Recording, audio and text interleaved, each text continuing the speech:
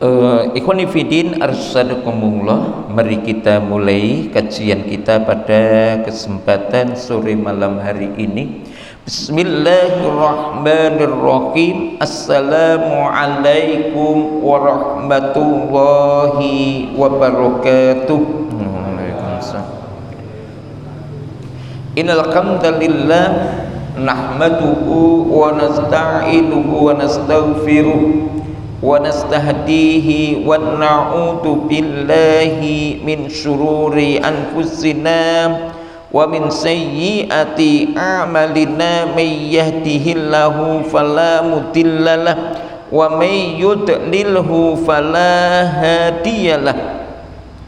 Asyhadu an la ilaha illallah wa asyhadu anna Muhammadan abduhu wa rasuluh.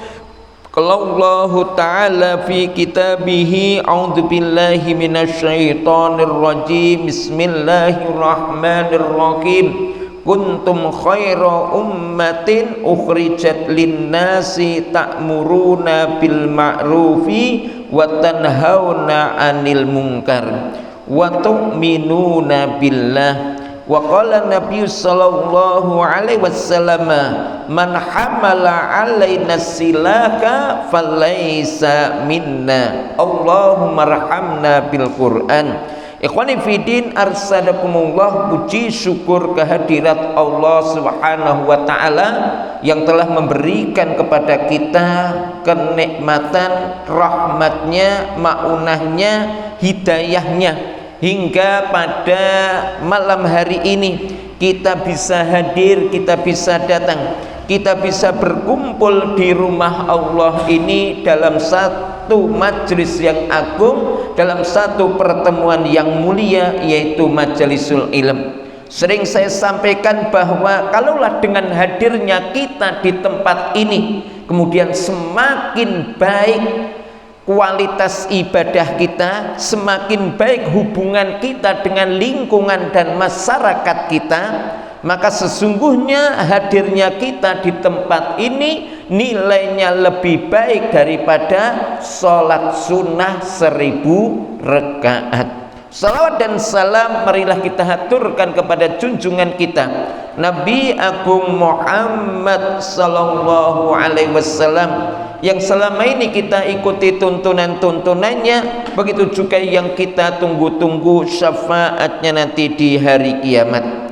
Ikhwani Fidin Arsadakumullah, kemudian melalui majlis taklim ini kami mengajak, mari kita jadikan majlis yang kita hadiri, majlis yang kita datangin sebagai satu sarana untuk meningkatkan takwa dan semangat ibadah kita kepada Allah. Selanjutnya, ikhwani fidin arsadakumullah, kajian kita pada kesempatan malam hari ini kita masih mengkaji kaitannya tentang hadisul fitan, hadis berkaitan dengan fitnah-fitnah sebagaimana tersebut di dalam hadis Sahih Bukhari. Kemudian kajian kita pada malam hari ini kaitannya tentang bukan termasuk umat Muhammad barang siapa yang mengacungkan senjata kepada saudaranya, yaitu sesama muslim. Ikhwani fidin arsadakumullah, yang perlu kita ingatkan bahwa di antara Allah Subhanahu wa ta'ala melahirkan kita, di antara Allah Subhanahu wa ta'ala membangkitkan kita di dunia ini, sebagaimana di antara diutusnya Rasulullah Shallallahu Alaihi Wasallam ke dunia itu adalah agar apa? Agar menjadi umat yang terbaik. Di antara ciri umat yang terbaik adalah senantiasa memerintahkan perkara yang ma'ruf, perkara-perkara yang bisa mendatangkan kemaslahatan dan mencegah segala bentuk perbuatan yang bisa mendatangkan kerusakan, mendatangkan bahaya dan mendatangkan bencana. Makanya Allah Subhanahu wa ta'ala berfirman, kuntum khaira ummatin ukhrijat linnas ta'muruna bil ma'rufi wa tanhauna 'anil munkar wa tu'minuna billah. Allah ingatkan kuntum khaira ummat. Ini ditujukan kepada kaum muslimin. Apa? Kuntum khaira ummat. Kamu itu menjadi umat yang terbaik. Dalam rangka ukhrijat linas, ya, yang diutus di tengah-tengah umat manusia, atau kamu akan senantiasa menjadi umat yang terbaik yang diutus di tengah-tengah umat manusia, yang misinya apa? Ta'muruna bil ma'ruf, senantiasa memerintahkan perkara yang ma'ruf. Apa itu ma'ruf? Ma'arafau syari' annahu salihun wa manfaatun. Jadi yang dikatakan ma'ruf adalah perkara-perkara yang telah ditetapkan oleh syariat, bahwasanya itu perkara itu baik, soleh, wa manfaatun, dan begitu juga memberikan manfaat. Jadi ta'murun bil wa tanhauna 'anil munkar, dan mencegah perbuatan-perbuatan mungkar. Apa itu perbuatan mungkar? Ma'arafau syari' annahu batilun dorun wa mafsadatun.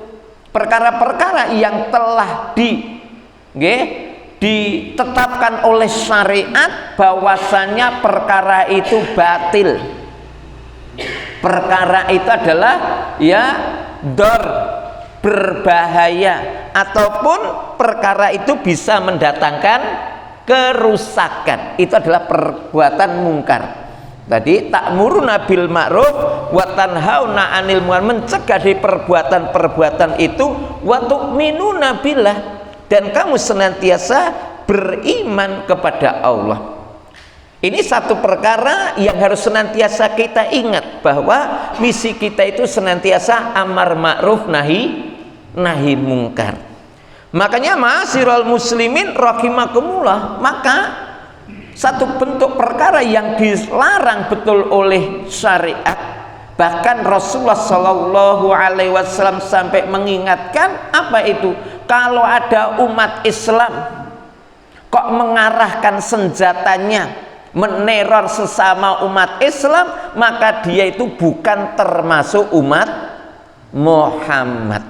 Sekali lagi ya, jadi kalau ada orang Islam malah memusuhi umat Islam, menyerang umat Islam, mengarahkan senjatanya kepada umat Islam, maka dia itu bukan umat dari Rasulullah Shallallahu Alaihi Wasallam. Sebagaimana disebutkan di dalam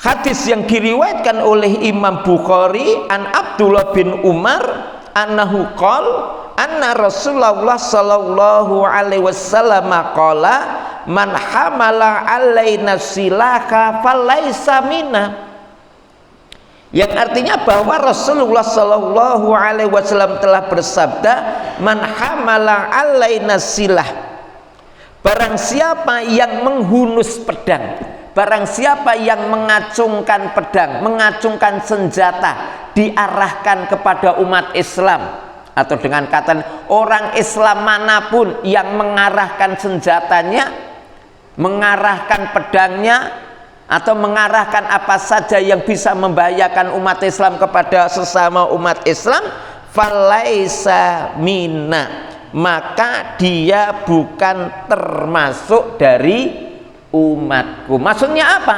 Orang itu tidak mendapatkan petunjuk dari Rasulullah sebagian dalam sarannya, atau orang itu ya tidak terbimbing oleh tuntunan Rasulullah Shallallahu Alaihi Wasallam. Kenapa? Sebagaimana disebutkan dalam kitab Durus Sunniyah, dinyatakan bahwa syariat Islam itu telah memberikan perhatian besar kepada masalah-masalah yang bisa menyebabkan terjadinya pertumpahan darah. Jadi syariat Islam sangat-sangat memperhatikan betul bagaimana kita itu tidak saling bunuh-bunuhan, tidak saling menyerang. Karena apa? Karena di antara perkara yang pertama kali akan diadili pada hari kiamat yaitu kaitannya dengan pertumpahan darah. Maka hati-hati. Ya termasuk kita menyerang sama muslim dengan kafir, murtad, hati-hati. Kenapa? Karena ungkapan dan ucapan ini bisa melahirkan pembunuhan. Karena kalau orang murtad kan halal darahnya. Kalau orang itu sudah kafir berarti boleh dibunuh. Bahaya, harus hati-hati. Jangan sampai mudah kita mengkafirkan, memurtadkan. Karena Rasulullah Shallallahu Alaihi Wasallam bersabda, "Awwalu ma yuqda bainan nasi biddima." Yang artinya hal pertama kali yang akan diputuskan oleh Allah nanti pada hari kiamat di antara manusia adalah masalah darah. Artinya di dalam hadis ini menunjukkan bahwasannya tidak ada hak manusia yang lebih besar melebihi persoalan darah. Maka harus hati-hati nggih. Jadi kaitannya tadi ya gampang memvonis kamu kafir, murtad. Ini hati-hati. Ya. Karena apa? Islam datang itu membawa kedamaian, membawa kenyamanan, ketentraman. Nggih. Ini yang perlu kita ingatkan sesama kita umat Islam. Ya. Bahkan Allah Subhanahu wa taala mengancam siapapun ya yang membunuh saudara muslim itu dengan sengaja. Barang siapa yang membunuh saudara muslim dengan sengaja, ya, mungkin karena sebuah kebencian ataupun yang lainnya, ya, maka orang itu harus dibunuh kalau nanti sudah ada tegaknya syariat. Kemudian Allah Subhanahu wa taala janjikan dia itu di neraka jahanam kekal di dalamnya. Ini kita ingatkan ya, jadi ini supaya kita tidak mudah memvonis saudaranya kafir atau halal darahnya. Ya. Karena apa? Tadi Allah Subhanahu wa taala mengingatkan betul kepada kita. Kalau sampai ada orang Islam membunuh saudara muslim dengan semena-mena dan tidak dengan cara yang benar, maka Allah janjikan dia itu adalah neraka jahanam dan kekal di dalamnya nanti di akhirat. Ya, kemudian kalau di dunia, kalau sudah tegaknya hukum syar'i, maka dia perlu dikisos. Itu seperti itu nggih. Ya, kaitannya dengan itu Allah Subhanahu wa taala berfirman, "Wa may yaqtul mu'minan muta'ammidan fajaza'uhu jahannamu khalidan fiha wa ghadiballahu alaihi wa la'anahu wa a'adda lahu 'adzaban 'adzima." Ya. Yang artinya barang siapa yang membunuh seorang mukmin dengan sengaja, maka balasannya ialah neraka jahanam, kekal ia di dalamnya dan Allah murka kepadanya. Dan Allah akan mengutukinya serta menyediakan adab yang besar baginya. Ini tingkatan tadi. Jadi kalau sampai mengarahkan itu sampai pada tataran tadi, ya, membunuh saudara muslim dengan sengaja, ya, nggak salah kok dibunuh, itu adalah ancamannya seperti itu. Ancamannya seperti itu, ya. Kenapa kok sampai Allah mengancam seperti itu? Karena kita ingatkan sekali lagi bahwa darahnya orang muslim itu sangat berharga, sangat berharga. Kenapa?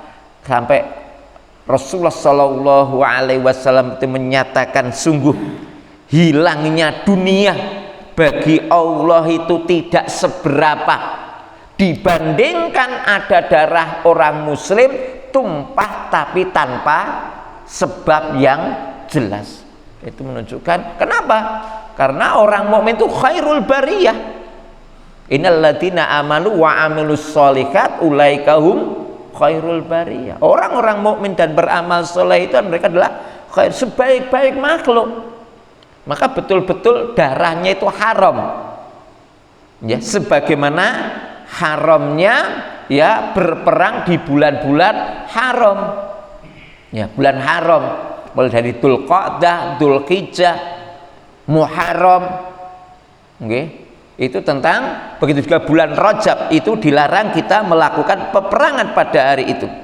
Itu seperti itu. Ini kaitannya dengan tadi tentang larangan mengarahkan senjata dalam artian membunuh. Begitupun ya ini juga ya apa namanya, di dalam hadis ini juga mengingatkan kepada kita juga pentingnya kita ini berhati-hati agar tidak menyebabkan hilangnya nyawa saudara kita. Ya. Sekali lagi ya, pentingnya ini kita berhati-hati hingga apa? Hingga tadi tidak menyebabkan nyawa saudara kita itu hilang. Ini di dalam ayat apa namanya? Hadis ini mengingatkan kita perlu berhati-hati. Kenapa? Kalau kita ingatkan sekali lagi bahwa kalaupun kita sudah berhati-hati kemudian kok menyebabkan nyawa saudara kita ini kok hilang, mungkin bisa jadi karena kita ini bersepeda nggak sengaja kemudian menabrak saudara kita. Itu pun di dalam ajaran Islam dia juga dihukum dengan hukuman yang berat. Ini pentingnya berhati-hati ya, pentingnya berhati-hati. Dengan apa? Masya Allah ya, dia suruh memerdekakan budak wanita mukmin. Kalau tidak bisa membayar diat 100 ekor unta. 100 ekor unta. Kalau tidak bisa bagaimana? Berpuasa 2 bulan berturut-turut. Ini sampai tingkat begitu. Jadi kaitannya adalah seperti itu ya. Makanya ikhwan fillah arsadakumullah, maka kaitannya dengan ayat itu, hadis itu juga ya, juga tentang larangan tadi membawa hal-hal yang bisa menyebabkan saudara mukmin itu terteror, dilarang, atau bisa menyebabkan nyawa umat Islam itu hilang. Contohnya apa? Contoh yang paling gampang ya, contoh yang paling gampang itu sebetulnya kita dilarang membawa senjata tajam itu di apa itu Pak? Dihunus atau berarti di obleh apa namanya? Dina Pak? Diegleh-egleh itu nggak boleh. Jadi ketok apa jenenge ya? Ketok. Wah itu ya nggak boleh itu nggak boleh. Kenapa? Orang melihat kan ngeri itu, ulah. Dilarang. Sampai tingkat gitu nggak boleh sebetulnya ya. Jadi kayak kita ubaran neng sawah, ngare itu kudune idealnya memang itu enek. Enten apa nih kok? Enak sarungnya supaya apa? Itu tidak menyebabkan ketakutan. Wah, gegel gitu. Ya, kenapa? Itu sampai tingkat seperti itu. Tingkat seperti itu ya. Ya, jadi senjata dan diegleh-egleh itu nggak boleh. Sebagaimana pernah terjadi pada zaman Rasulullah Shallallahu Alaihi Wasallam dalam hadis Sahih Bukhari juga dikisahkan anna rajulan marra fil masjidi bi azhumin qad abda nusulaha fa umira ayakuda bi nusuliha li ayah disu musliman. Ini contoh yang paling gampang. Apa itu kisahnya? Bahwa anna rajulan, bahwa zaman dulu ada seorang laki-laki itu berjalan lewat masjid, sedangkan dia itu membawa panah dan busur ya. Anak panahnya itu apa jenenge itu sing lincipe itu ketok napa Pak? Ketok Lha bahasane wis wanu ketok, wah ketok iki landep banget gitu loh ya, jadi itu sampai gitu jadi iya, jadi bahasanya itu ya ujungnya apa itu terbuka lebar itu, jadi wong nyawang itu wedi itu, miris itu yang ketuncep gini-gini bagaimana gitu ya. Ya ketika melihat seperti itu fa umiro ayakhuda binusuliha, maka lantas diperintahkan orang itu untuk menutup anak panahnya agar tidak melukai kaum muslimin, sampai tingkat gitu loh. Apalagi ya kita ini loh, kadang-kadang kita ini sing biasa neng sawah ngare itu kadang-kadang itu ndok Pak Arit diselembitke neng nggih Pak karo nyepeda dokokne neng buri kan ngono nggih.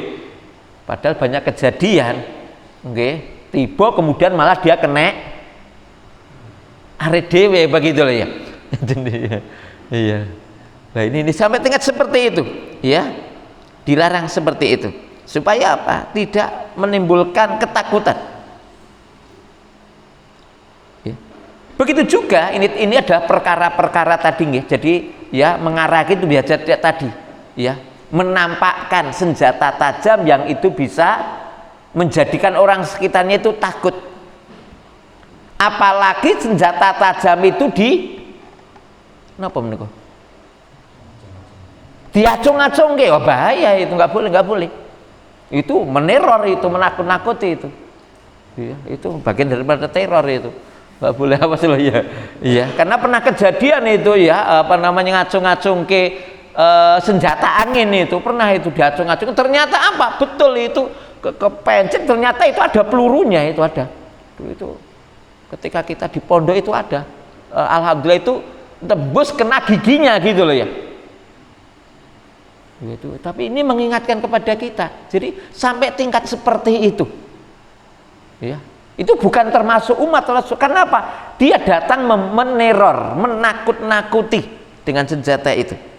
Sekali lagi Rasulullah Shallallahu Alaihi Wasallam bersabda, la yusiru ahadukum ala akhi bisilah fa innahu la yadri la'alla syaitana yanzi'u fi yadi fayaqau fi khufratin minan nar. Masya Allah ya. Aku mendengar Abu Hurairah ya berkata bahwa Nabi Shallallahu Alaihi Wasallam bersabda, janganlah salah seorang di antara kalian mengarahkan pedangnya kepada kawannya atau mengarahkan senjata tajam ataupun apa saja kepada kawannya, sebab dia tidak tahu ya, kalau setan nanti menariknya dari tangannya lalu ia terjerumus ke dalam lubang neraka. Hati-hati. Jadi sampai tingkat begitu nggih. Jadi ini intinya dari sini apa namanya, Rasulullah Shallallahu Alaihi Wasallam mengingatkan kepada kita ya, mengingatkan kita dengan perkara-perkara yang bisa mencelakakan umat itu perlu dihilangkan dengan cara tadi mengarahkan senjata atau tadi ngacung-ngacungkan senjata yang itu bisa menimbulkan ketakutan, kekhawatiran, atau dengan bahasa lain adalah bisa meneror umat, itu dilarang. Bahkan secara khusus di dalam surat Al-Ahzab ayat 58 ya, kalau dengan itu kemudian umat itu tersakiti, maka apa ya, maka dia telah melakukan dosa besar. Walladzina yu'dunal mu'minina wal mu'minat bighairi maktasabu faqadih tamalu buhtana wa ismam mubina, yang artinya dan orang-orang yang yu'dunal mu'min, menyakiti orang-orang mukmin laki-laki dan menyakiti orang-orang mukmin perempuan tanpa perkara yang jelas, maka sungguh dia telah berbuat dosa yang nyata. Tulung. Jadi ini perkara-perkara kecil nggih. Jadi makanya tulung ketika kita membawa senjata-senjata tajam, pokoknya arit, pisau, memang idealnya itu enek sarunge nggih ya, walaupun arep ning sawah nggih. Kenapa Pak? Betul Pak, satu sisi ketika arit bar diungkalke kita anu bagus pokoke ya anu ya. Wah ngarin tes ngono lho ya. Kadang-kadang wah yen kenek tangan dah kaya ngopo. Larane kan begitu. Kadang-kadang mikir gitu loh ya. Tapi kalau itu sudah diasah kemudian ada sarungnya, itu kan tidak kelihatan menakutkan. Sekali lagi ikhwan fillah arsadakumullah ya. Makanya satu sisi bagus juga di Indonesia itu yang punya senpi ya, senjata api itu hanya para apa itu?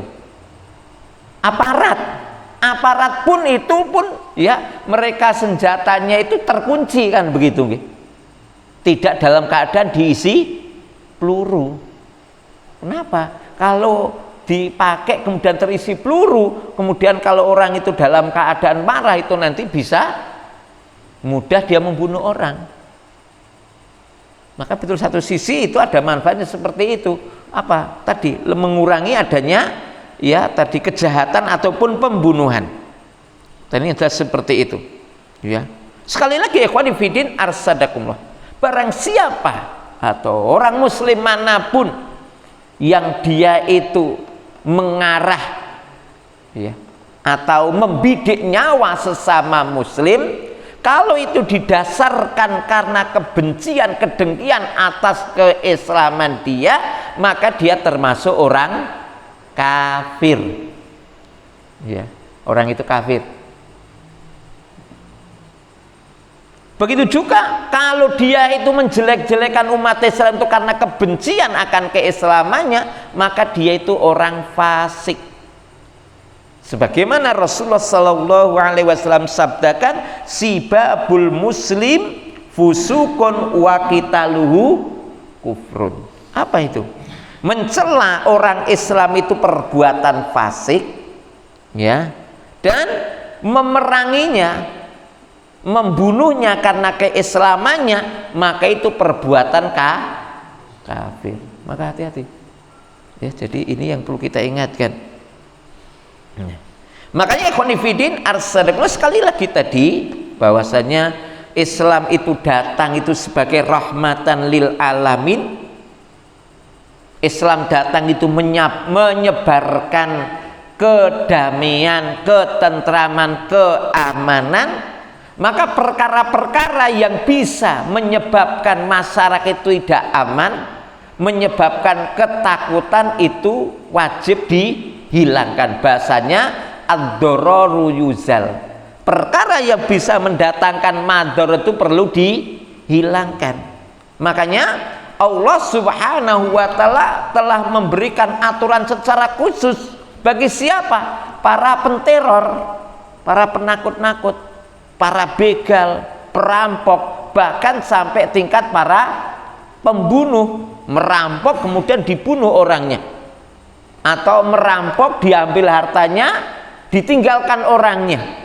Maka Islam secara khusus sudah memberikan aturan hukuman khusus bagi mereka, sebagaimana disebutkan di dalam surat Al-Maidah ayat 33, dinyatakan di sana, a'udzubillahi minasyaitonirrajim, innama jazaa'ul ladzina yuharibunallaha wa rasulahu wa yas'auna fil ardi fasada ayyuqattalu aw yusallabu aw taqatta'a aw tuqatta'a aydihim wa arjulu min khilafin aw yunfau minal ardi dzalika lahum khizyun fid dunya walahum fil akhirati adzabun adzim. Sekali lagi ini kaitannya tentang ancaman bagi orang-orang yang datang meneror, menakut-nakuti, atau mungkin sampai tingkat dia melakukan pembunuhan, perampokan, dengan menyatakan sesungguhnya balasan orang-orang yang memerangi Allah dan Rasulnya, dan bagi orang yang berbuat kerusakan di muka bumi ini, apa itu? Hanyalah mereka itu dibunuh atau disalib, atau dipotong tangan dan kaki mereka secara bersilang, atau dibuang dari negeri tempat kediaman. Yang demikian itu sebagai suatu penghinaan untuk mereka di dunia, dan di akhirat mereka memperoleh siksaan yang besar.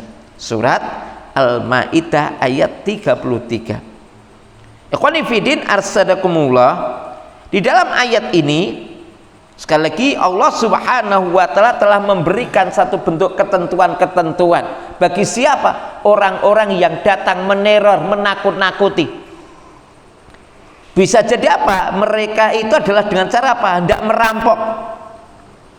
Maka barang siapa yang merampok harta umat Islam dengan melakukan pembunuhan dan perampasan, wis hartane diambil, orangnya dipateni umpamanya ya, dibunuh, maka hukumannya adalah ya dibunuh dan disalib ya. Maksudnya apa? Dia itu disalib, diarak ya, disalib, diarak, dijemur sampai mati. Apa itu? Sebagai apa? Peringatan. Terus merampok, membunuh hartane sing dirampok. Oh, itu kayak begitu. Itu hukumannya. Ya. Jadi disalib itu diarak di tengah orang banyak, kemudian apa? Ya, dibiarkan sampai mati. Itu hukumannya bagi tadi. Itu yang pertama. Ya. Kemudian yang kedua, merampok tadi ya.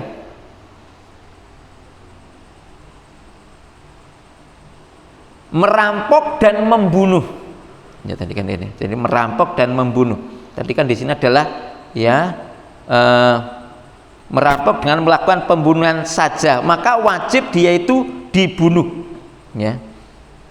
Kemudian merampok dengan merampas harta saja ya, merampok hartanya diambil, orangnya dilepaskan ya, maka dia dipotong dengan tangan bersilang. Merampok dengan merampas harta saja, maka dipotong tangan pada pergelangan tangan dan dipotong kaki pada pergelangan kaki. Jadi dibersilang. Itu hukuman bagi mereka yang tadi merampok ya, merampok harta ya. Kemudian ya, kemudian bagi orang yang mereka itu merampok dengan menakut-nakuti, meneror ya. Jadi meneror siapapun yang lewat. Kalau ada orang lewat bisa dirampok, sehingga orang itu harap lewat tempat itu merasa ketakutan, menjadi menteror. Maka apa? Orang itu adalah hukumnya dalam majelis ditangkap, kemudian apa? Ya, kalau kita katakan adalah dibuang di tempat yang terasing. Begitu ya, diasingkan, dipenjara ya, sebagaimana dalam hukuman zina seperti itu. Jadi ini ikhwani fiddin arsadakumullah, ini kaitannya tentang tadi ya, jadi perbuatan-perbuatan yang bisa mendatangkan ya madhar kepada umat. Makanya ikhwani fiddin arsadakumullah, sekali lagi di dalam hadis ini Rasulullah Shallallahu Alaihi Wasallam melarang kepada umat melakukan perkara yang bisa menyebabkan umat itu takut ya, takut. Termasuk perbuatan-perbuatan yang bisa membuat resah, itu dalam ajaran Islam Pak, ditangkap, di penjara. Kayak hari ini sebetulnya loh Pak ya, hari ini kan kadang-kadang kita tidak merasa ya, karena ada satu bentuk dari kecenderungan anak-anak kita itu, remaja itu kalau dibelikan sepeda motor itu kemudian knalpotnya dibrong, itu kan bikin ya, itu kan bikin rusuh, bikin ini ya, bikin error itu ya. Maka orang itu ditangkap dan dipenjara ya. Karena kita menyaksikan anak-anak seperti itu, ketika dia main kayak gitu, itu telinganya itu disumpeli pakai apa namanya, kapas itu ya. Wong dia ngrungokke dhewe ra kuat, tapi dia itu ya apa namanya, geber-geber kendaraannya di jalan-jalan. Maka tadi ini juga bagian daripada ya perbuatan menteror, mengganggu kenyamanan lingkungan.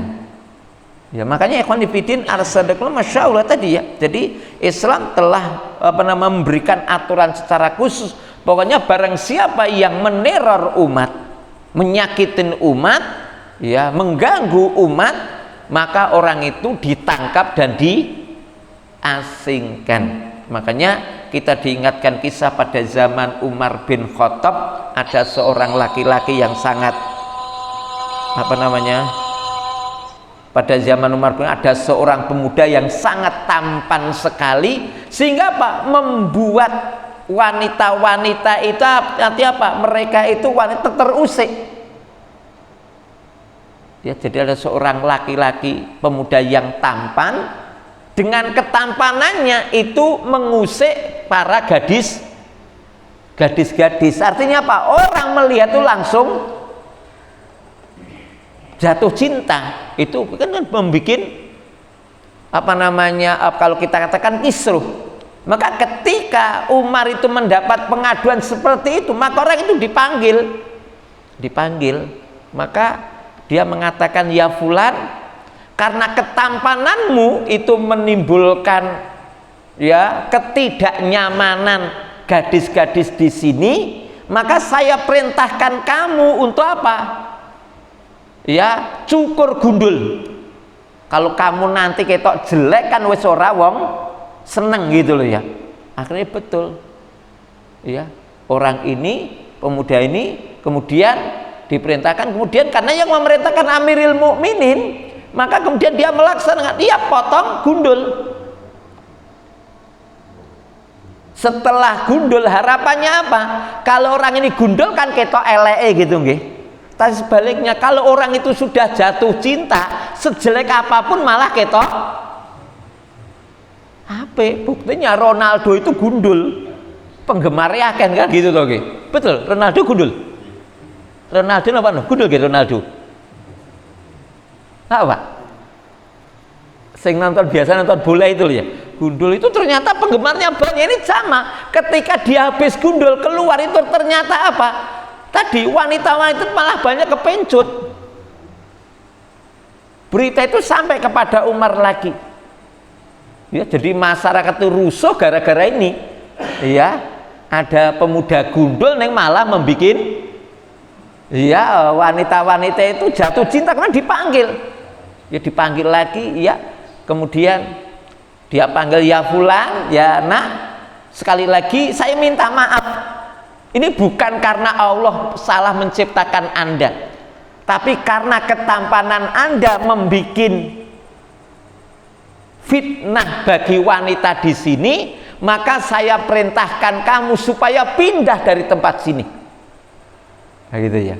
Ini jadi masya Allah, perkara-perkara yang bisa bikin tidak nyaman pun dalam ajaran Islam itu ditanggulangi, supaya apa? Kehidupan masyarakat itu adalah nyaman, karena memang apa? Islam datang memberikan kenyamanan dan keselamatan. Maka perkara-perkara yang menyebabkan tidak nyaman itu harus dihilangkan. Di antaranya tadi mengarahkan senjata kepada sesama umat Islam. Maka itu bukan termasuk umat Rasulullah Shallallahu Alaihi Wasallam. Nah ini ikhwanifidin arsadakumullah. Maka juga sama, kita ingatkan juga sama ya, dalam berkendaraan pun juga sama. Oke, karena apa? Kadang-kadang kita tidak sadar, kadang-kadang kita ini nyepeda ugal-ugalan itu juga membahayakan orang lain, itu juga harus kita jaga ya. Itu juga perkara yang harus kita jaga, jangan sampai karena tindakan kita kemudian nanti menyebabkan nyawa saudara kita melayang. Harus kita hati-hati. Ini perkara yang juga perlu kita ingatkan sampai pada itu ya kita harus kita hindari. Karena kalau kita melakukan suatu ugal-ugalan, sekali lagi ini bukan dari umat Rasulullah Sallallahu Alaihi Wasallam. Demikian ikhwani fillah arsadakumullah yang kita sampaikan pada kesempatan malam ini, semoga ini bermanfaat. Subhanaka Allahumma bihamdika asyhadu alla ilaha illa anta astaghfiruka wa atubu ilaik. Akhirul kalam billahi taufiq wal hidayah. Wassalamu alaikum warahmatullahi wabarakatuh.